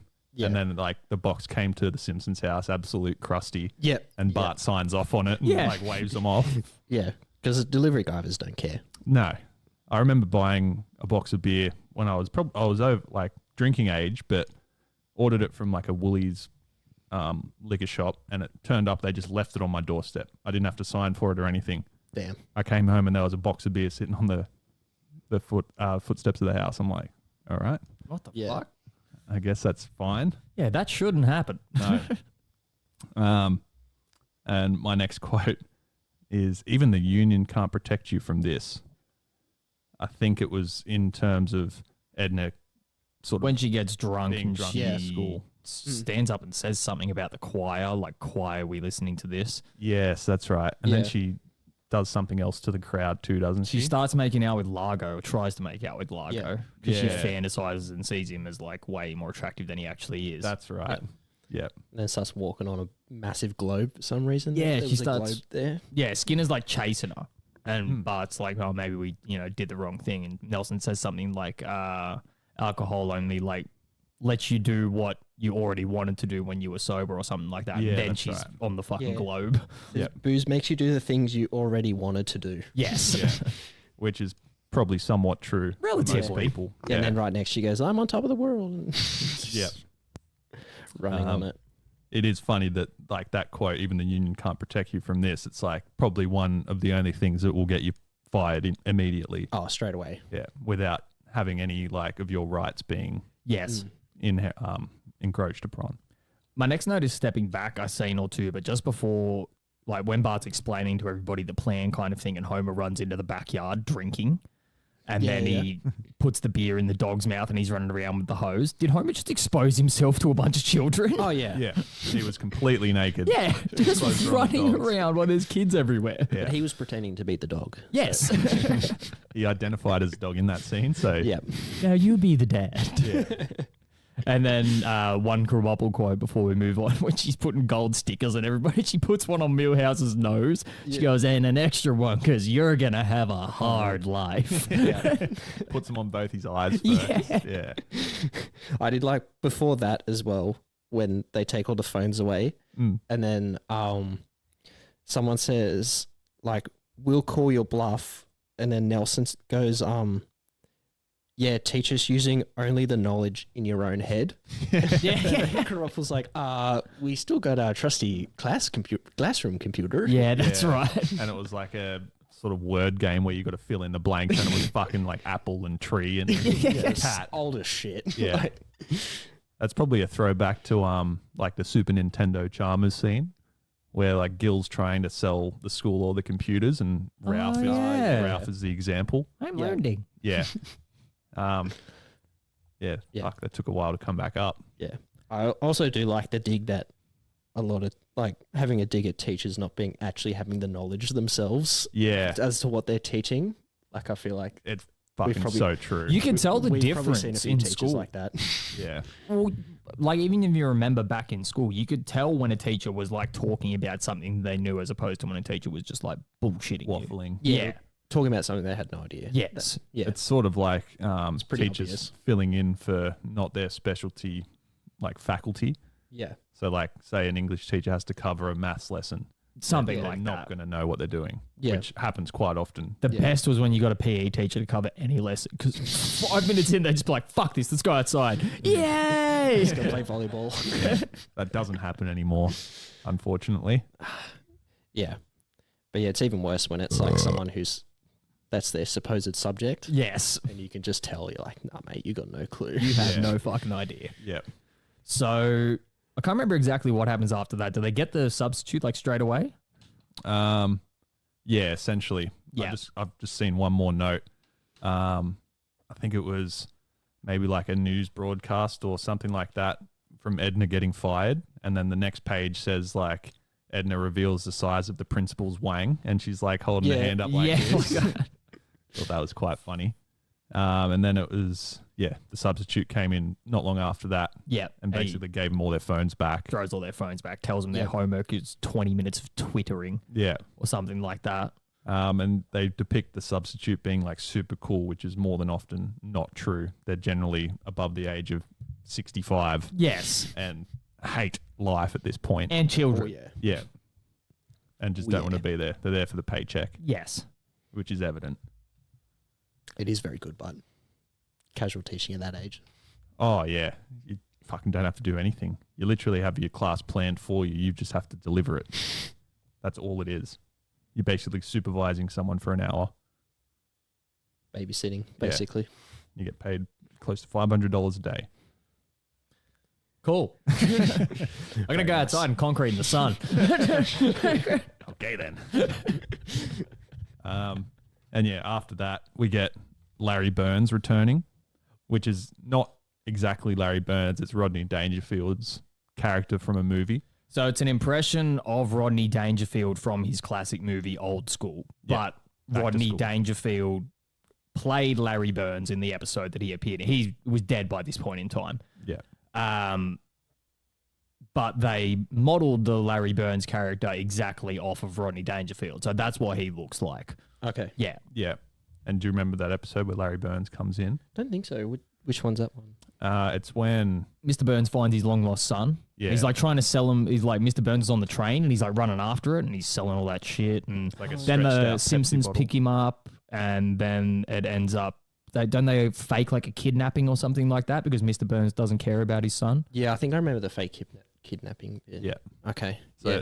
this is the only other time I've seen this character in an episode as well. Oh, okay. Like, I don't think he was ever used again until now. Yeah, it's the only one I could think of. But he would have been referenced at some point in time as well, probably. Yeah. So my note on that particular topic is Larry Burns looking younger in this episode. Sounds like Hank Azaria voiced him because obviously Rodney Dangerfield was dead. Yeah.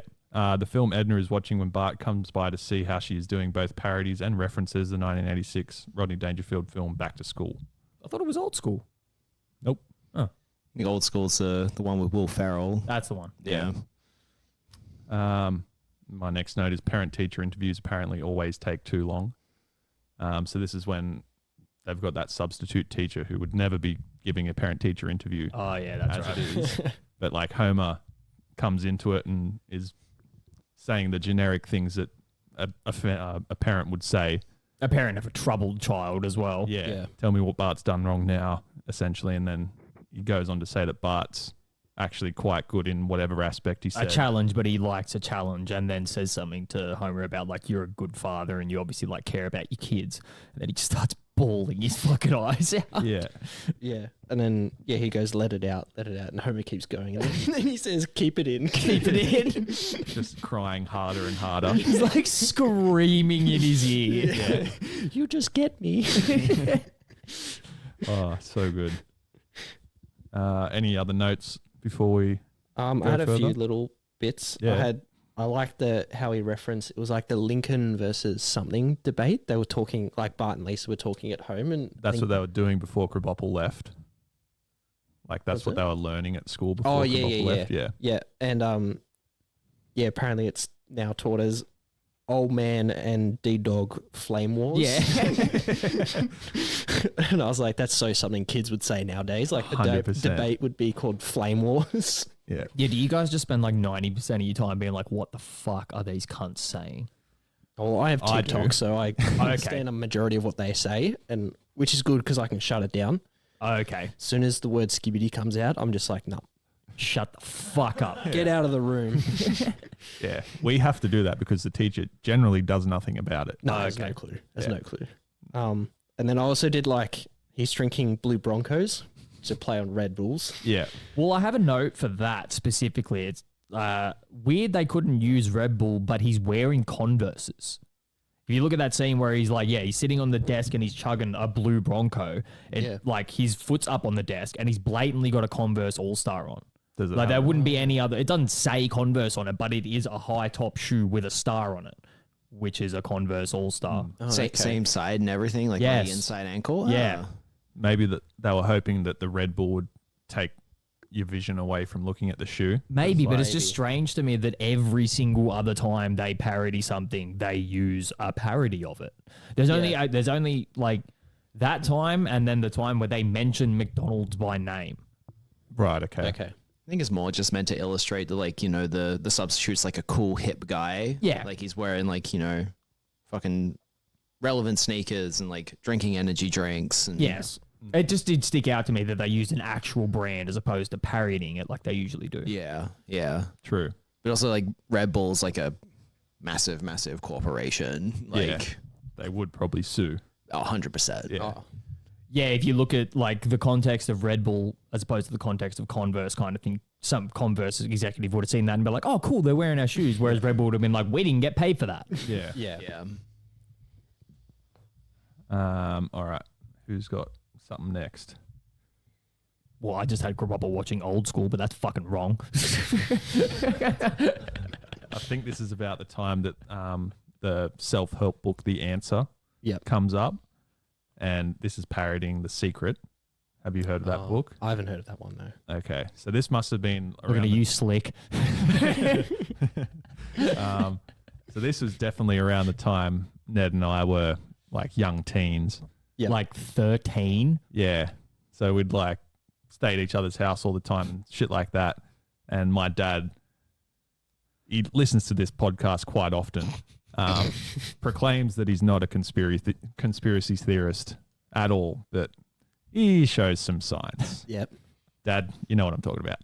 Anyway, he's like shown us this video called Zeitgeist. Oh, this isn't the story that I was referring to, but okay. Yeah. You can add in after this. Okay. But yeah, this Zeitgeist video is about the conspiracy about the Twin Towers, like it was an inside job and things like that. How Christianity isn't real, and then the whole conspiracy of the American banking system. Yeah, which watching it, you're like, this actually makes total sense. This is the same conversation I've had with like a couple of different people in my life. It's like, yeah, all of this shit is relatively undisputable. The fuck are you going to do about it? Yeah. It's basically just points out the other angle, which is good to know. Yeah. But like you can't change It's what's just happening. being shown that it's like if anybody starts causing a problem or a ruckus, like anybody that makes a water-powered engine just disappears off the face of the planet. Everyone goes, oh, the government killed him. Cool, let's just, I'm going to go to work tomorrow and everything's going to keep fucking spinning. Yeah. Like, get the fuck over it.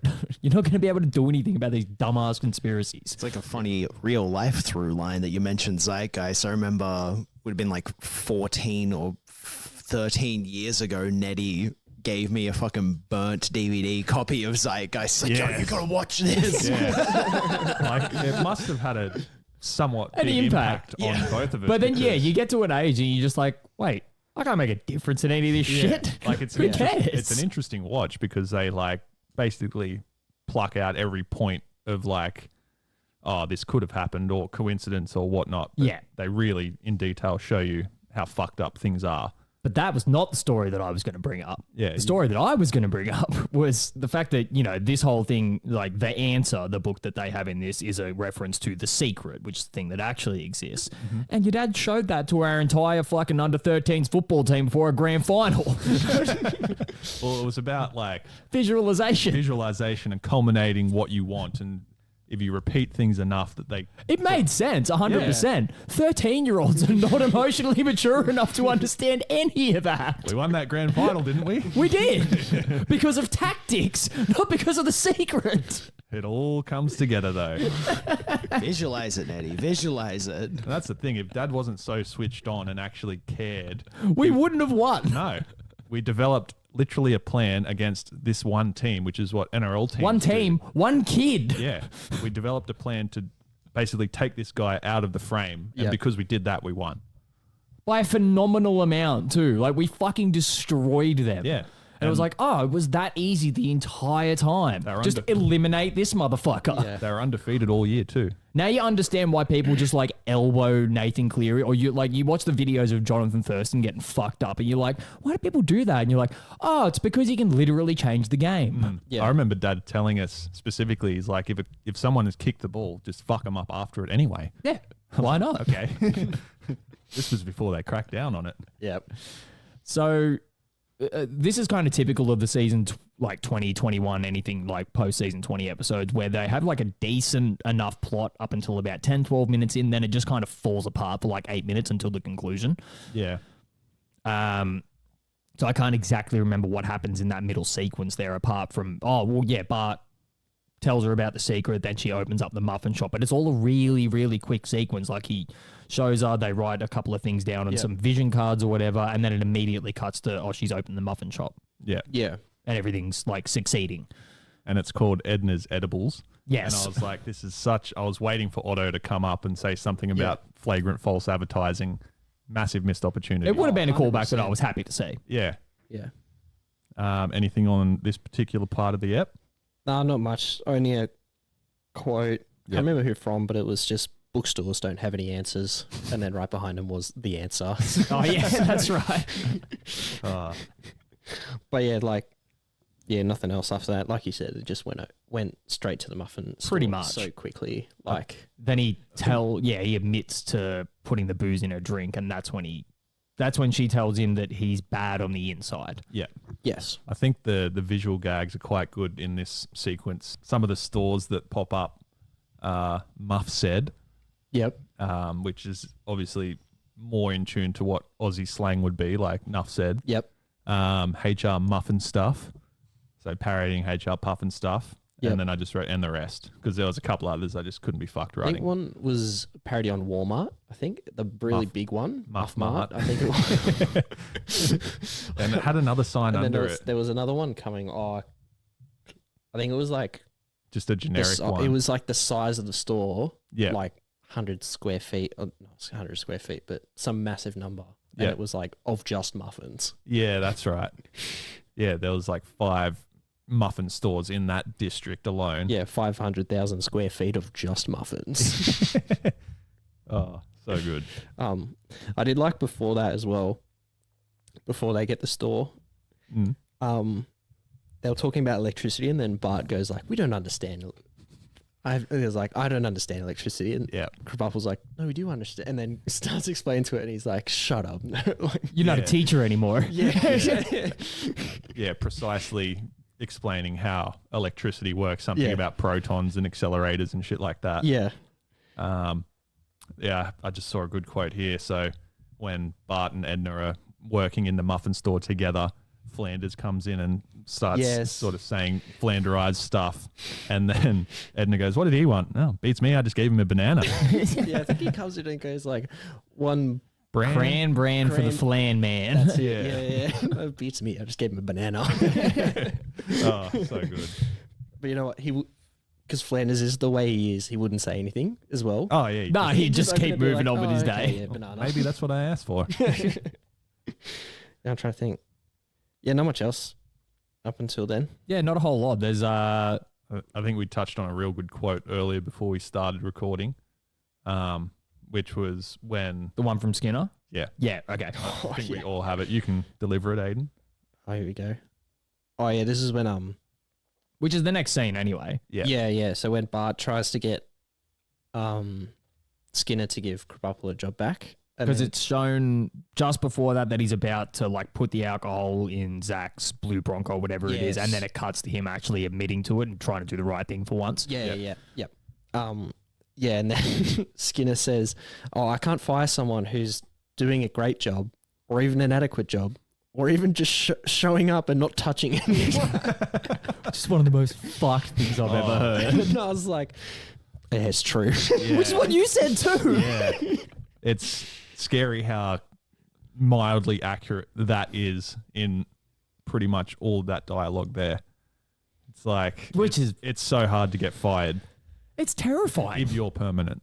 Yeah. Yeah, especially like, if you're a permanent member of staff. But it's sort of like what they would do in like churches and shit. Like if someone is being investigated, they would just move them to a different place. The amount of priests that have been moved to the Vatican City because it's essentially its own country with its own rules and shit. Yeah, like what's his name, George Pell? Yeah, he went straight to the Vatican right after. Yeah. But yeah, like even just like because we just can't get any teachers, even if they are doing a shit job. You just can't get rid of them. You don't have the resources to be able to get rid of them. Just don't have the manpower. There's 2 teachers at our work that are 75 plus. Casual teachers. And Jesus. Like essentially talk to themselves. Oh yeah. Like we don't even bother supporting those classes because like We know it's just going to be a shit show. Pointless. Yeah. Just pointless. Like, they'll just talk to themselves the whole time. The kids will just do whatever they want. What the fuck? Just Probably just end up doing their job for them. Yeah, that's what we don't want to do, though. Yeah. We don't get paid enough to do that. Like, essentially, it's usually the teachers that have the bottom classes that are away more often than not. And then they're covered by shitty casuals that try and just talk over the top of everyone else talking instead of disciplining them properly. Yeah. Yes. Or they get real hung up because a kid said, like, heck. Yeah. Yeah. They're like, oh, why aren't you sitting down? Like, Yeah. why don't you have your book out? Like, oh, this really rattles me. And Yeah. it just rambles on for ages. And you're just like, this is like bottom of the barrel stuff, mate. Come on. Keep going. Yeah. Let's move on. Yeah. Especially what kids are like now as well. Like, Yeah. Oh, you know, yeah. he said heck. Yeah. Oh, God. The amount of swearing that happens that you just let go because, essentially for us, we're not disciplinary No, people. we don't do that. Yeah. But It's also at the end of the day, who gives a fuck? Yeah. Precisely. Exactly. well, their parents definitely don't. So Yeah. Yeah. There's much worse things that we have to worry about than swearing anyway. Yeah, it's it. The people that are supposed to don't. So why the fuck should you? Plus, I feel like if they can hear us sort of swearing every now and again, it makes us a bit more human in a way. yeah, I feel especially if it's used in the right context. Like, Yeah. Relatability, which is probably like the the like fucking cornerstone of your job. yeah. Like, Yeah. say if I was in the lab and I burnt myself and I said fuck, I think it'd be Acceptable. acceptable. Yeah. But if I walked in like you fuckers, like then Right cunts. yeah, Right cunts. yeah, like maybe then maybe not. But Which fuckwit wants to pipe up now? This mixture of chemicals will blow up in your face if I throw it at you. in 10 seconds there'll be the right mixture of oxygen and fuel. Anyone heard of chlorine gas? Bunsen burner your fingertips, cunt. And look, realistically, it's probably Giddy. what those 75-year-old like permanent staff members or like the casual teachers you were talking about. That's probably how they just disciplined kids back in the day anyway. I was about to say, yeah. I'm surprised half of these fucking cunts don't carry switches in their back pocket, just ready to go. Or just have a cane on hand. Yeah. Cat of nine tails. Some of them are probably that old. Oh, yeah. The only other sort of note that I've taken is the faculty talk out in the halls. Yeah, when he's like, I hate kids. I hate kids. Yeah, this was when... Teachers' lounge talk in the halls. Yeah, which fucking happens every day. Mate, What, you talk shit about kids in the faculty lounge? No, never. No.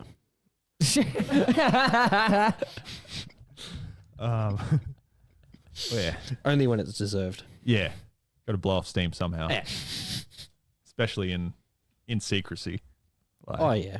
It's healthy. yeah. Which is one of the benefits of my job. I can just tell someone they're a fuckwit to their face, and then we're just like, just move on. Yeah. There's pros and cons to every industry, I suppose. Yeah, like fuck, I screamed at the foreman the other week. It's like, what month- what month- screamed in his face, and then 3 hours later, he was like, "Hey, I'm sorry about yelling at you. What's the height for that pit?" Yeah. And he just told me, "No worries." That's it. Actually, he said, "Did you yell at me?" And I was like, "Yeah, don't you remember this morning?" He's like, "Oh yeah, that happens a lot." Just has to cop it. There you go. It's like, oh, what month do you go back to work again? But yeah, I can't even remember how this episode concludes, really. It's just him, being drunk in the hallway, and that scene kind of goes on for a little bit. Yeah. Too longer than what it should. Yeah. And then Krabappel's just back in the classroom, and then she feeds everybody her stale muffins. Yeah. Yes. Still sounds fucked. I did also write down she's Mrs. Krabappel, but has no man. Like, she's not married.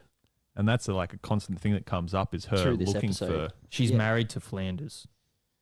Not yet.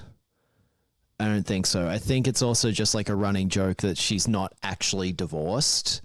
Like throughout the entire series. Oh, okay. Like now that I think about it, isn't she always kind of addressed as Mrs. Krabappel? Yes, Yeah, actually she is, which kind of makes sense towards her whole like jaded swingster character kind of thing. Yeah. And they've Which will- obviously done it on purpose because Lisa's teacher is Miss Hoover. Yes, I you're think right. it's like the other end of the spectrum where she's like so desperate. It's like the times you see Miss Hoover interacting with, you know, people of the opposite sex or just trying to get a partner. She's like absurdly desperate. Yeah. And Mrs. Krabappel is so like jaded and does not give a shit. Yeah. Yep. Yep. True. Starts hitting on the water cooler guy. Yeah. Yeah. And he just like checks his watch and walks off. She's like, Yeah. That's it. I think I just have sort of closing notes. Like overall, not as bad of an episode as I thought it'd be. Being focused on a side character, especially.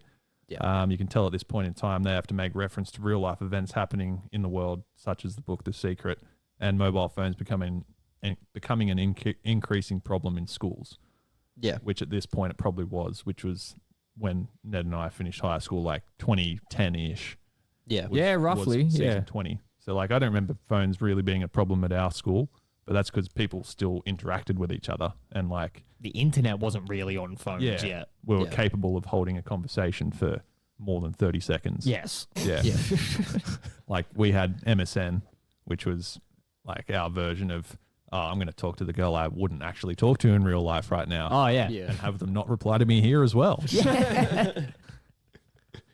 Yeah, I think the last little bit I said was about the art style, like compared to the first episode in the courtyard in particular. Courtroom, sorry. Yep. Like clearly more high definition, much better. But you can tell they definitely try and still make it look hand drawn. When like I noticed really in particular in the Muffin House, they have like gaps in the lines, so it doesn't look like super perfect. Yeah. Like as if it's super computerized. So it's like, Okay. I don't know if you've ever noticed it, like in the backgrounds and stuff, the lines they'll have little gaps in them to kind of look like as if it's a mistake, or maybe it's just an art style choice. But Right. I haven't noticed it in particular, but I'll try and keep an eye out for it Yeah. from now on. Probably just an art style choice, and it is probably still hand drawn, okay, but not physically drawn. Yeah. Yeah. So it's like, Like iPad. it's drawn on a drawing tablet on a computer and then just colored in. It's like you notice with like these later season episodes, like the colors are all super clean and consistent, and the lines are all super clean and Yeah. yeah. I think we've like touched on that as well. Like, I feel like The Simpsons for me has to stay that cell animation because that's what makes it not realistic. Like, you don't want a realistic cartoon show, essentially. Like, you don't want to see them walk fluidly and shit like that. You want to have jankiness. yeah, you wanna, don't mind the jankiness. Yeah, you want to have cursed front-facing animation. Like, that's Yeah. that's what makes the show what it is. Yeah. It's just like how poor it can look, but how good it's delivered. Yeah, yeah. Like particularly with the first few seasons, like when you see the TV after the opening credits, Yeah. the pink wall in the background goes super dark and then super white. Yep. And I don't know, like when you compare it to the new ones where it's all the same color, It's all, just this consistent shade of pink. I don't know, it just doesn't have that same Washed out. character. Yep. Yeah, It's just too clean. Like Yeah. there's no imperfections and there's no real character to it. Yep. Fucking sellouts. But also it's just like cell animation, as sort of I discussed earlier, super time consuming. Oh, yeah. yeah. Yeah, whereas like if you just make a model in an animation program and you can just move an arm, move a leg, Yeah. move a mouth. They probably still sent it over to South Korea to be produced, but Oh yeah, for sure. yeah. 100%. I'd love to own a cell one day of like a particular scene of the show. Oh yeah. Interesting. That'd Yeah, be- well, yeah, Matt and I were looking it up like a month or two ago. And it's Yeah. like, you can just buy cells on eBay from Really? old episodes. Yeah, it's about $700. Oh, mad. For one cell. Yeah. One cell. So it's just like, $700 if you know exactly what scene you are looking for, you can probably buy an animation cell for it. Interesting. Yeah. That'd be cool. Yeah. Anything else we want to conclude on? No, I haven't got anything else. I'm happy. Yeah. Well, thanks for joining us today, Aidan. No worries, Yeah. thanks for having me. Good. Yeah, And anytime. welcome back anytime soon. Yeah. Would love to. Because hang on, there's a Fuck yeah. specific episode that you want to cover as well, isn't there? Believe you Probably spoke. the Troy McClure DNA one. Yes. I might have mentioned that. So you will be back for that, but I'm sure you'll be back at some point in time anyway. Oh, yeah. Awesome. But until then, you can find this podcast on Apple, Spotify, and YouTube, and we will speak to you guys next time. Catch you later. See ya. Bye-bye. Bye.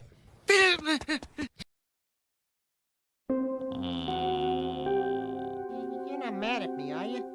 So we asked ourselves, who's behind the bilge? Police? Cops? Police cops.